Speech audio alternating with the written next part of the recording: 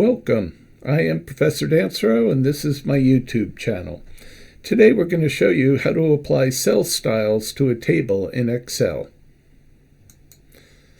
This is a great way to make your data more readable and visually appealing. So what I'm going to do first is I'm just going to take and I'm going to center all my data so it lines up. This is a quick little trick to make it look good. Now we're going to apply cell data. My top is a title here. So if I go Home tab, then over to Styles, and I use the drop-down menu, they have a predefined tab for title. My subtitle, I'm just going to make a heading for. All right, so we could also do manual off of here, since I can make my sales data bold.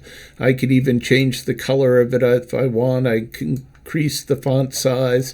I can do the same thing with the table.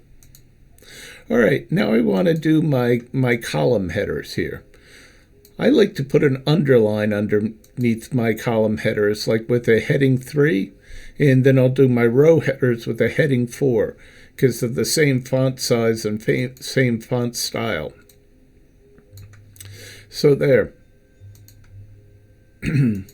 Another good trick to do with when you're doing your rows and your columns is I'm going to select it all, then I'm going to hold down the control button, and I'm going to select the widgets. You can make the color a little bit lighter. What this does is put a focus on your numbers rather than your headers. Thank you for watching, and check out our next video.